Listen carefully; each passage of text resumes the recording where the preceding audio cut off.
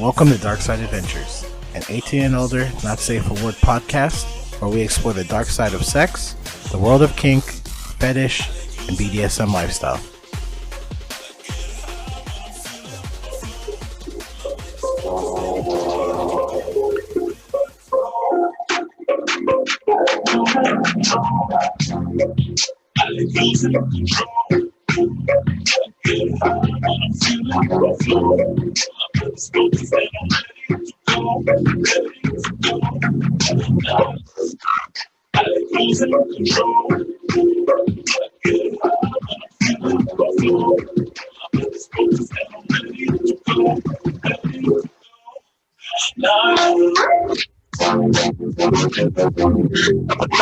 I don't have as much hair as you. I know my hair's like flipping back and forth. That's the joys of long hair and a top knot ponytail. Oh my goodness, man. Yeah, no, my hair is all short. I see you waving Makes around looking like headbanging easy. a little squirrel tail back there. Man, everybody, welcome. Episode 14 of Dark Side Adventures, man. Let me go ahead and say that we, of course, are your hosts. I am Edwin. I'm Coco. Oh, man. And happy National Learn About Butterflies Day. Yay! Yeah, woo! We get to see those, those things with wings flutter around with their different colors and different forms, and going from weird worm things to beautiful butterflies. Yeah. Do you want to learn a couple facts about butterflies tonight, Edwin?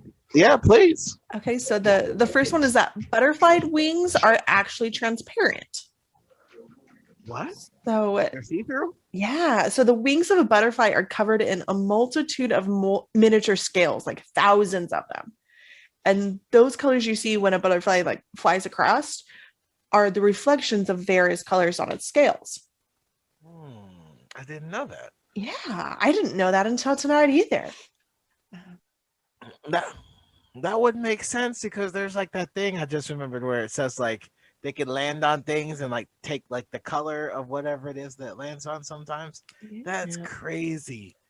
Another good interesting fact, excuse me, is that butterflies use their feet to taste. What? Yep. Tree. I don't know. Like,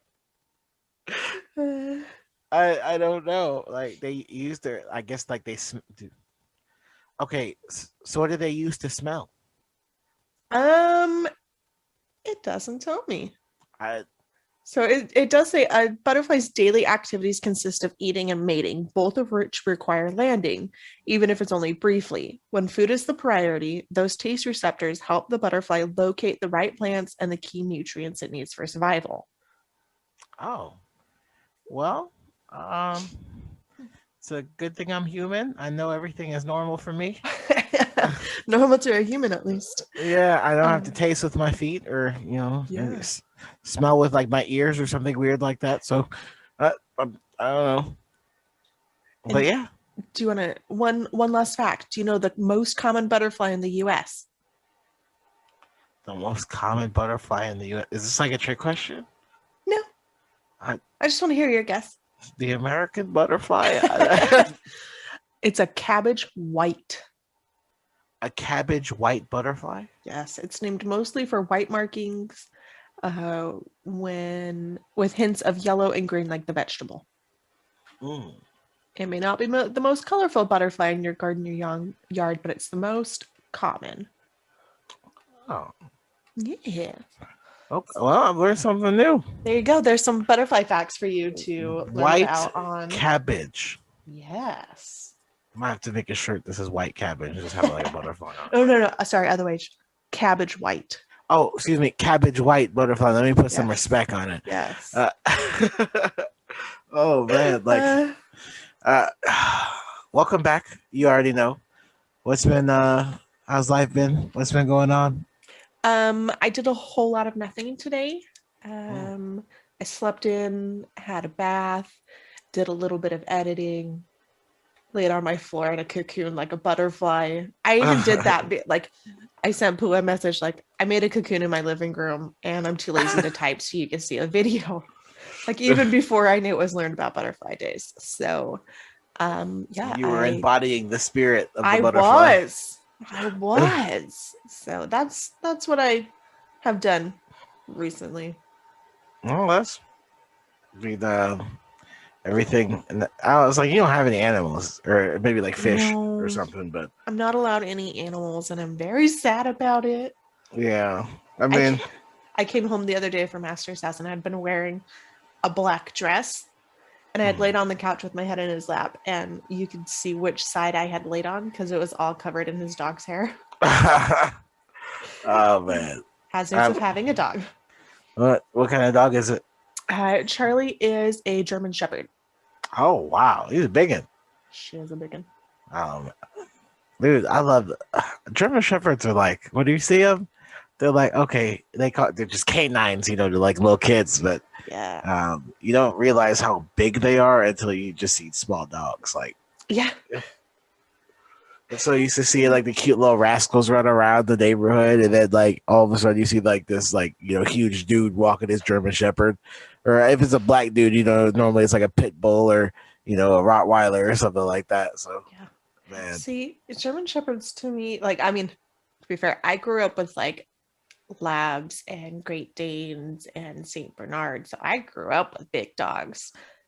So the German Shepherd's not that big to me in comparison to, the Great Dane that is 6 months old and is taller than me. Yeah, already like up to your shoulders and shit. Like, yeah. Like, excuse me, sir, you gotta stop growing. Yeah, I've tried that. It doesn't work. Also doesn't work with my siblings or my nieces and nephews. I'm still a short one, and they're still taller than me. Lord help them. Anyway, anyways, what's going on with you? What did you do today? Oh man, today has just been kind of real chill. Coco knew yesterday that I had like a huge case of like soul beer, but it was like soul chilada and like lime. And like I took that first sip and I like almost spit that shit out. I was like, oh my God, it tastes so salty for like a beer. And so I was like, man, I'm just gonna throw some ice cubes in it and see what happens. And sure enough, it turned out great. So cheers to that. Yay. I should have did more justice for the other lady and got her candle out the truck. Is what I should have did, but it's okay. We'll definitely get her on the next time. Somebody to kind of get you guys up to speed. Somebody actually donated a candle to Dark Side Adventures, so I'm gonna burn it for them and give them a little clout there. They definitely deserve it. So shout out Mallory. I think it's Mallory Candles. So or Malloy. I'm sorry if I butchered it right now, but you'll get another shout out the right way. So we'll do it correctly next time. Definitely. But speeding up to the day. I just kind of got a few things organized for Dark Side Adventures. Posted a little bit, so y'all. I'm sure if y'all haven't checked out the Twitter, we're just kind of posting the episodes. Dark S Adventures. Yeah, Dark S Adventures. Thank you for the shameless plug. Absolutely. I'm sure there's more things to post, but with that, there's already a lot of people posting like BDSM stuff. So I figure whenever we find the what we consider the goods or the diamonds in the rough, we just repost those. So yeah. But other than that, just been hanging out. I haven't really checked anything. I was supposed to check all of my funds, but I didn't do that today. So I'll do that later. It happens. I did get my morning coffee though, so that was very important. Oh, that's exciting. Yeah. I did not have morning coffee, but we all know that Coco does not drink coffee. Yeah. Not true. You got out there getting the jitters, like I can't do it. It's bad enough. Oh man. So what are we talking about today, Edwin? Oh man, let's just run a quick recap. Okay. So last episode we were talking about like basically the highs and lows is what I like to call them, but spaces, frenzies, and even like drops, and just the different ways that can happen. But with that, tonight we're gonna kind of. I feel like it's a starting point of all sexual adventures. We're getting into our first technical kink. Yeah, technical kink. It's really gonna be tease, denial, and control. So, I mean, we obviously have like notes, or not necessarily notes, but we have things that we want to cover. But I'm sure a lot of this is gonna be off of prior knowledge and maybe one or two stories. Yes. Wording to the siblings of mine who do listen to this episode, there's going to be stories. Yeah, we all have our goods and bads. Like I'd be the first one to like, oh man, you'll hear one of mine. You'll probably laugh. But all right, so tease and denial. Actually, tease, denial, and control, since they're all three in one. Yeah. What is it? Well, teasing seems, to me pretty clear. You're teasing your partner back and forth, getting kind of aroused and lots of fun in like a public place where they can't really do anything. And then you're kind of getting them all worked up, and then you're denying them and saying, no, can't have this right now, or you can't do that right now, or you can't even orgasm right now. Plays really well into power control relationships. It's incredibly hot. And then control, when we talk about that, we're talking specifically about orgasm control. So, which is where one partner gives up the control or the quote unquote right to have an orgasm without the other partner's permission. Some people will even go as far as being able to masturbate without the other person's permission. And I mean, that's just another form of like, slight rules in there depending on your dynamic. So, but I really think you kind of hit that on the head. There's, I mean, I can't really go around that. But no, I agree with you. Like, just being in control of just everything. And there's obviously like different ways to tease, or I guess, should we kind of define what teasing is, or ways to tease? Yeah, definitely go for it. Tell us some way to tease. So for teasing, there's a few ways. Like, I guess the first form of like teasing is always touch. It could even be eye contact sometimes, but normally it's touch, because and any type of touch sends those that it's almost like a vibration, like depending on if you're receptive to it or not. Your body kind of opens up, you get those endorphins going, and then you start getting turned on, in a sense, depending on how they're touching you. Or sometimes, for some people, like all it takes is one finger. Some people it's a little bit rougher. And I'm just talking about like just like with your clothes on, just like a simple touch, like a brush of the hand, like playing with somebody's hair, rubbing somebody's neck, a whisper in somebody's ear, something like that. Yeah, that's a good tease. Now a more like naughty tease. More naughty tease. Yeah, more naughty tease, which some people do, is the basics, which is like the slap on the butt. Some people grab boobs. Flashing, brushing against genitalia. Those parts. Some people just go ahead and put their hands on it. Just like maybe grabbing their neck, or maybe pinning them up against the wall. That's a little bit more of a tease type thing. It's like put your hand on their mouth and just shh. Yep, that right there. And then there's the more like cruel type of teasing, where it's like saying dirty words to the person to turn them on. We're in the age of sexting, as well as a few other things. So I wouldn't be surprised if dirty text messages get sent across, where you're just kind of saying these verbal naughty things to the other person to turn them on. Or some people like the flip side, where they're being called certain names, some respectful and some disrespectful, that are a turn on to different people. So with that, there's just different ways to tease, and that kind of, I feel, encompasses teasing into one. Definitely. You can even go as far as stimulating your partners and your partner's genitalia, and then just stopping, getting them all wanting for more, and then stopping and being like later. Or if you're brazen, like grabbing something in public or playing with something in public, and then being like, well, maybe later in private, or you're gonna get caught, so we can't do this right now, or something like that is also another form of teasing. So I mean, it's just to just whatever kind of scene, I guess, you're trying to create. In my personal opinion, I feel like we all like some form of teasing. Some of it for turn on, some of it for just satisfaction. So that's ways to look at it. But denial.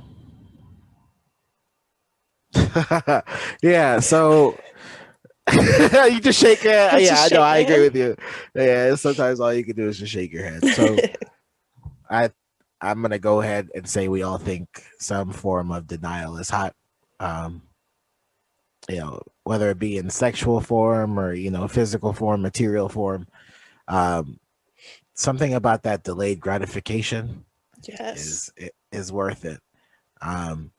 Like Coco was saying, like if you're in public and y'all are, maybe just kind of talking in the car, and all of a sudden, the dominant gets the urge to be like, you know what, I'm about to go home. I'm about to make this a good one. I'm gonna go ahead and start teasing her. Well, doing little things like whispering in her ear, nibbling on her ear, telling her bad things. Sometimes you start getting into, I mean, we haven't covered it yet, but it's on the list. Exhibitionism, where maybe they'll tell you, hey, pull down your pants in the car, and touch places, or have them touch the dominance places. We all have heard of the roadhead. So there's different ways to tease a denial, but you could also make it to where nobody finishes until they get home, or you don't finish until on command, something like that, or wait until I finish. Or there's a lot of ways to, or even you can go with put your hands up on the headboard and don't move them. You can't touch me while I'm touching you. Or you can't, you can take away other senses beyond just sexual gratification. And you can also not just make it like a quick thing. It could be a 24-hour thing, or sometimes it's like days. That I figure we were going to touch on edging.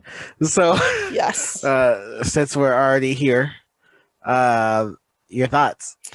It's an awful beast. So what edging is bringing yourself to the brink of an orgasm and stopping before you orgasm to let yourself kind of calm back down and not be so close, and then you do it again and again and again, as many times as you want, or you've been instructed to do, before orgasming, if you're even allowed to orgasm, if you're playing that way. Yeah. And it's a very, very rude game. Very unforgiving. Yeah. Because I mean, for guys, it's like, you get that feeling, especially, we all know what blue balls feels like. Like, come on, like that pain is like no other pain in this world. But for you to like just be horny all the time and you just can't really do anything about it, like, or say, like, depending on your dynamic, you can't touch yourself, or something like that. Like, that would drive, any man crazy, or, vice versa with a young lady where it's, she's been, she's had her dominant, send her dirty messages or dirty talking for a couple of days, or, just laying right next to them naked, just doing little things like that to like make it real hard, where it's like, man, I could have sex right now, but you can't touch them or whatever it is. So, that's little ways to just kind of start the edging process, but then they can't do anything. They can't masturbate. They can't look at anything. Or sometimes you're sending them visual messages or yeah, visual representation of sexual items, and that turns them on to the point where they can't do anything about it. You can have them rub themselves or touch themselves until, like she said, the brink of orgasm, but you can't actually orgasm, which causes the worst of the worst, which is frustration. And it can be incredibly sexually satisfying to hold off and to wait. I've been told I've been told by men that do this that it brings on a more intense and more, I think the words they used was fuller orgasm. It's, you can do that with women as well. It's more intense. And I think, you can, depending on how long you do it, you can go for short amounts, you can go for long amounts, you can go where you are edging, or you can go where you're abstinent until you're with your partner. And it doesn't always hold you in a complete state of constant horny frenzy. Your body will become accustomed to it, and it's not as crazy as when you begin, but it is definitely frustrating, especially if you're just starting out with it. And you just gotta play around with it. Like sometimes you'll last, and sometimes you will accidentally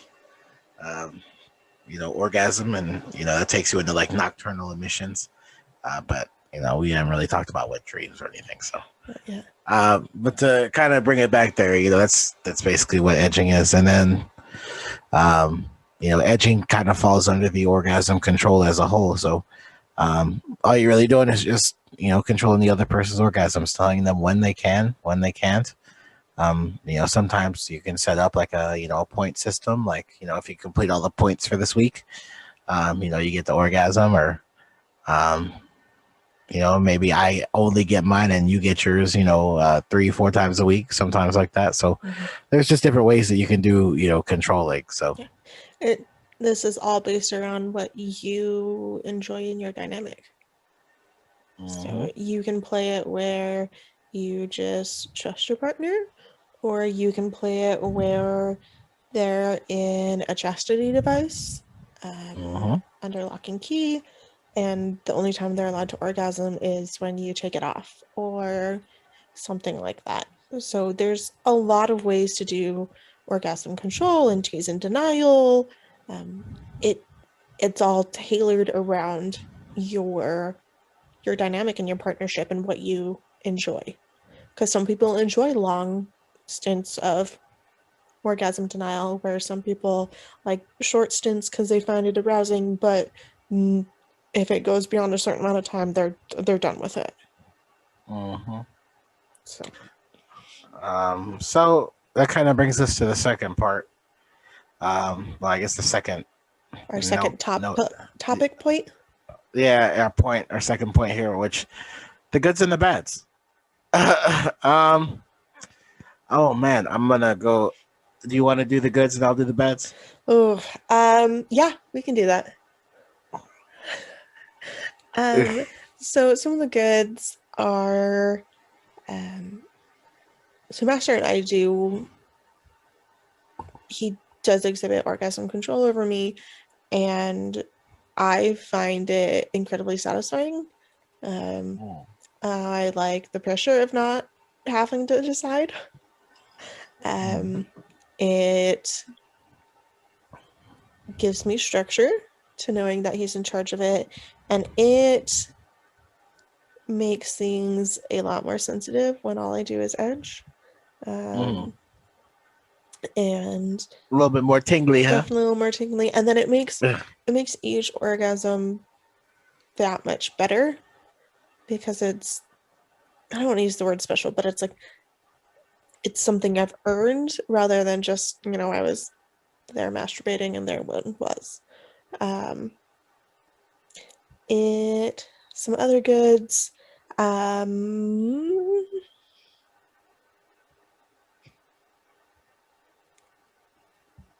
can't think of any others off the top of my head. I know there's more. There's many. There's many. I'm gonna go with that for a minute and think while you tell us some bads. Okay.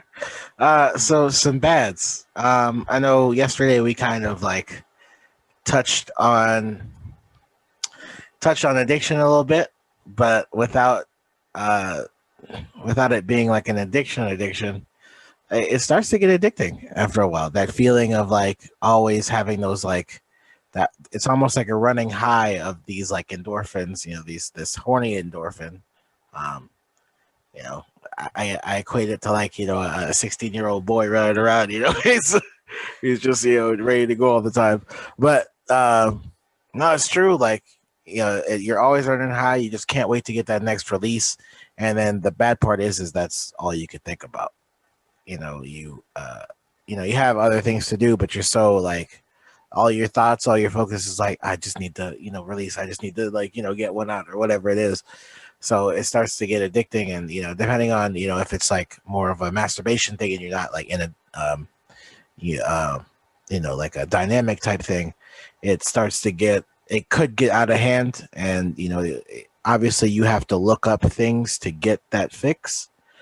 So you could start, God forbid, a porn addiction, which I mean it's more normal, I guess now more. It's more normal nowadays for some reason. And I guess we'll have to maybe do like a show on that. But yeah, like, so that's kind of one part. If it could get out of hand is all I'm saying. So make sure you obviously like set limits or, limit yourself. You don't want to overdo it. Number two, obviously, whenever you start backing things up or not letting things do what they're normally supposed to do, bad things start to happen. So what I mean by that is, obviously it's your body and you want to make sure that your body is okay. But if you start, I would say like start like holding it in or start edging, too much, you almost start to train that sexual organ to do that, which in some cases it's definitely not supposed to do. It's supposed to just release essentially. So Well, and I'm pretty sure in males it can be like not releasing for a long time can be bad on the prostate. That's why I know a lot of men who are in long-term chastity, they end up doing what's called prostate milking, which releases the ejaculate without an orgasm. So that's another thing with it. I'm trying to think. Taking it too far. So what I mean by that is like, let's say you have things that you need to do, but all day you're just it becomes disruptive to your normal life.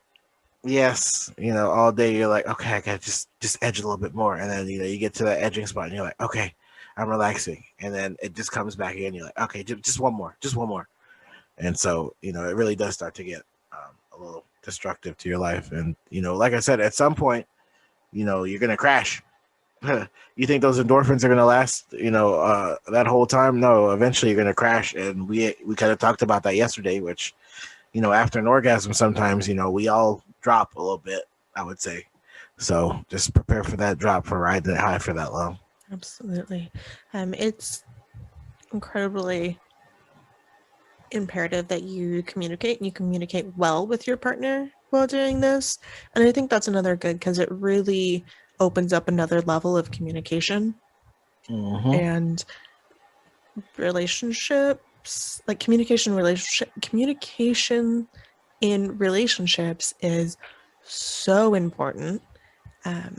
It is like the foundation of a relationship, or one of them in my mind. And so being able to have that conversation with your partner of when it's too much and you're just done, and when it's just frustrating, and when it's enjoyable, to be able to make the most out of the situation that you can. Agree. Any extra goods? I enjoy the fact that like each orgasm is kind of a surprise, because tease and denial isn't always about saying no. It's about having the option of them saying no, or the option to say yes, and you as the person being denied or being controlled doesn't have a say in that. So it's about that control, which is part of what I like about BDSM in general. But it's one of the things I like in this as well. Giving up that control and letting them have that control and that say of whether, yes, an orgasm is there or is like allowed, or nope, you're gonna wait a little bit longer, or you're just gonna be done for the day and not have one. No, I completely agree. It's that just that overall control.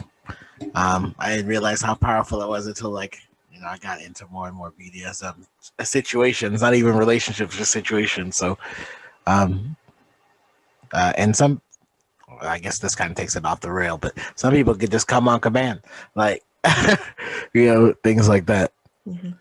I know people that train themselves to be able to like come on a countdown.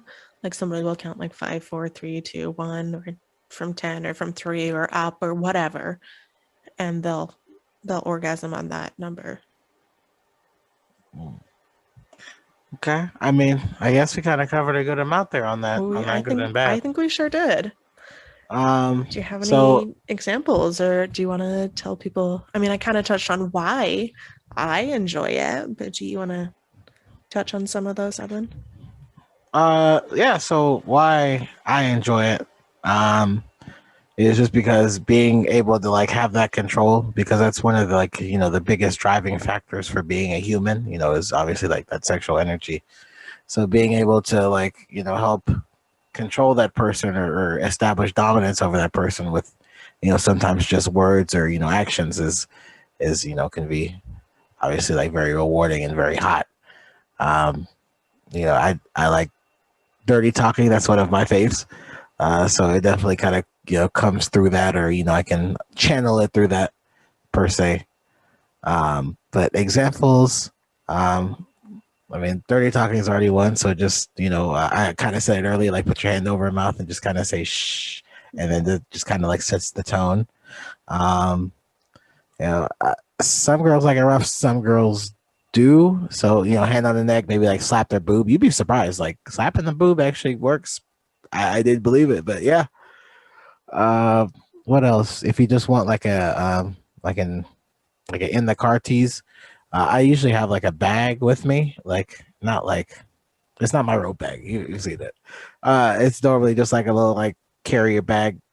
But I decided like to get a portable like vibrator, and so that way it's kind of like I can tease it while like in the car or just anywhere I am. So I always have it. Nice. So that's kind of one of the ways, and that's also kind of putting it on display, publicly as far as exhibitionism. So it adds another hot layer to it. Yeah, that's those are some of my examples because I've done those. So, what else? Do you have any stories you want to share?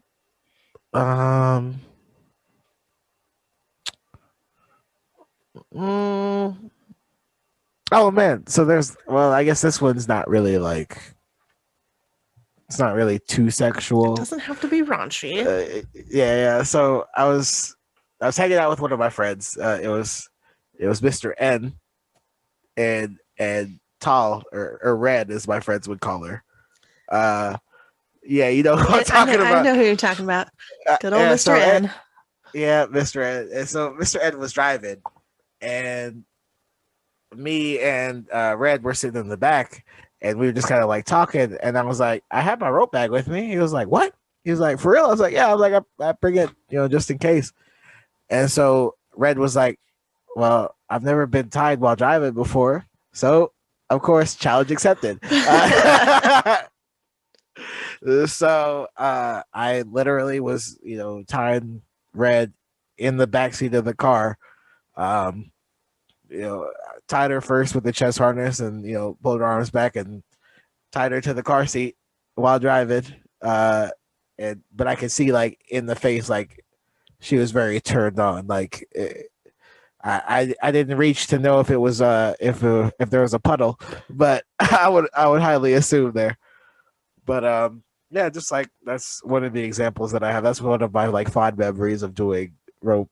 So Yeah, it's a good story. I hadn't heard that story before. yeah, that's a new one. I didn't know the three of you had hung out.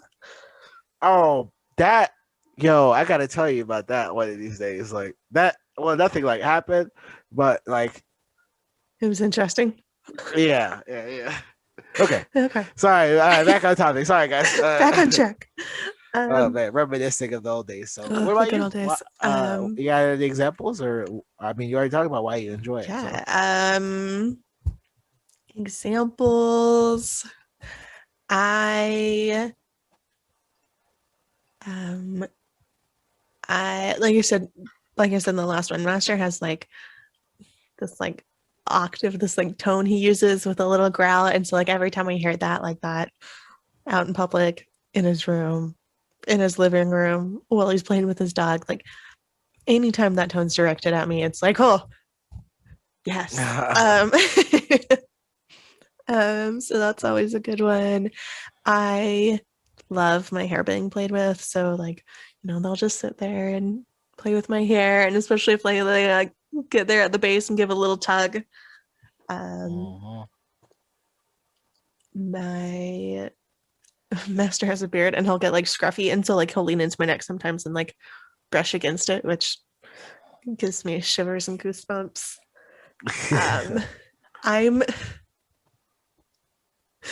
So I will be the first to admit that I'm kind of oblivious in sexual situations. Like just right over your head. Yeah. So a stupid story. One story to highlight that. Happened just recently actually. I was giving Master a back rub, like, which can be a whole form of like tease, and like tease and denial to me is like an incredible form of foreplay. And Edwin and I have talked that foreplay is so underrated. Underrated.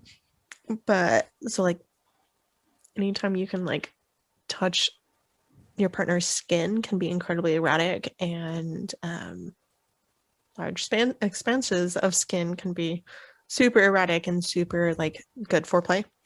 Anyway, so I was giving him a back rub because he had been complaining about like his shoulders hurting and his neck hurting. So I was like, oh yeah, I'm just gonna give him a back rub. And then I finished the back rub, and he like rolled over and like we started cuddling. I was like, oh, it's cuddling time. So I was just like laying there cuddling, and we were talking, and my hand's like sitting on his chest, and like finally he got tired and he just like moved my hand down. And I was like, oh, that's happening now. He said, shh. And he's like, what did you expect? And I was like, oh no. You can't just be rubbing them hands on me. No. He knew. Yeah. So, like I said, I'm kind of oblivious in those situations, and like I said before, I'm a klutz, and it all just goes over my head. So like when I try to like be seductive and like try to tease people, it normally ends up with me like stumbling or like spilling something down my shirt. Like one time I went on a date and I like with Master and I got like all dressed up. I wear this like flirty little dress and I put makeup on and I did my hair how he likes it, and I have a braid that's his. So I wear his braid in my hair and I put that on display, and like I had all my hair on the other side so he could see it, and I was like, oh, we're gonna have a sexy night, and I'm like trying to be like all attractive and flirty and kind of teasy all night, and then I spilled stuff all down my dress. Oh no. Because I'm just that person. Klutz. Yes. So he's with me for better or worse. He's stuck with that. He chose me. But yes. So I don't have any great stories like you do. I'm kind of the opposite of those awkward, humiliating stories. Oh, man. Oh man. Oh well, I've had like a bad one, a not so manly story. So there was like one chick like invited me to her apartment, and like I assumed I was gonna rock the boat, as we say. So we're in a room and like I take my shirt off and like it's getting hot. And, like she's I don't know, she basically like was trying to like wrestle me is what it felt like for like 20 minutes. And let's just say it got a little too hot and yeah, right in my own pants. Stories like that, like it's not the best, but you know what? Like, but this happened like when I was like 25 or 26, so it was a long time ago. But man, like Well, that was one of those times where it just got like real hot and heavy, and like I was really horny, and I'm sure she was ready to go too, but just kind of got a little overstimulation, I guess is another thing. So that could go in the bad as well. But definitely. yeah, that's one of my stories. God, I'm not the only one, and I know I'm not the only one. But like, those are just my like awkward stories. Are the ones that just like come to mind when I think of it. So, and I figure if I'm the one sharing them, then no one else can embarrass me with them. Right. So, do you remember you did this? remember that time? Yes, sir. I do. Oh man. Well, I mean that kind of completes a little bit of everything. I mean, we had pulled an article, but to be honest with you, I guess everybody experiences tease, denial, and control at some point. So I mean, it's just no different than foreplay. I figure we were gonna originally turn it into a foreplay type thing, but I like that we split this up into a tease, denial, and control because they all factor into foreplay. So I agree. It definitely, when it gives you the listeners kind of a moment to kind of break it down and process it and be like, okay, so this is what this is before we continue to flood you with even more information. It's less a fire hydrant to the face and more like a garden hose. And with any podcast or any like channel type thing, we're all going to talk about different things. So we could be kind of like hitting it or putting references for you, and somebody else kind of giving you the in depth. So it definitely works out. So there's we don't know everything. Absolutely not. But we can cover enough or have done enough of it to be able to talk about it. So man, like any last words? Enjoy yourself. Oh yeah, enjoy yourself. Always enjoy yourself. I've said it before, life is about learning, life is about enjoying yourself, life is about having fun. It's about those adventures, which is why I call everything an adventure. So enjoy the adventures, enjoy learning. If you don't like it, don't do it, and say it. Be your own advocate. I've said it before. Be your own advocate for safety. Be your own advocate for what you enjoy. Be your own advocate for what you don't enjoy, because nobody else is going to do it for you. I agree with that. You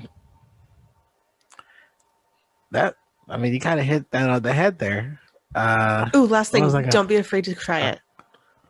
It may feel intimidating, but give it a shot. I'm just gonna go ahead and say, like, just slow down. And I agree with you. Like, enjoy it. Like, foreplay is supposed to be like, the one thing where you can kind of, relax and kind of get into the mood. Well, I mean, sometimes it gets hot and heavy. Like, maybe both of y'all, like I said last time, like accidentally, orgasm before y'all have intercourse, which is 100% okay. Sex isn't all about intercourse. That's correct. So, just kind of try things and, be open to try things. And, obviously, like, Coco was saying, make sure you communicate to your partner if you like something, if you don't like something, because at the end of the day, if both people are getting satisfaction, it's kind of a one-way street. So that's all I got to say. That was a good final remark. Man, I know last time I had a long one, but this time you hit it on the head. Well, it means we're on the same wavelength. True, man. So You want to do any shameless plugs? Yes, let me throw some shameless plugs out there. Find us on Twitter, DarkSideAdventures. Find us on Reddit, SoundPod, Spotify, Podbean, and SoundCloud SoundCloud, yeah. at Dark Side Adventures. Yeah. Or if you have any comments, have any concerns, any topics you want us to reach, have any cool articles for us to research, or hell, if you want to be on the podcast, give us a shout. Our email is ourdarksideadventures@gmail.com. Yes, ma'am. All right. Oh, man. Well, we are your hosts, of course. I am Edwin. I'm Coco. And this has been... Go ahead. I was just going to say, this has been Dark Side Adventures, episode 14. Woo! Oh, man. We will definitely see y'all for the next one. Adios. Bye.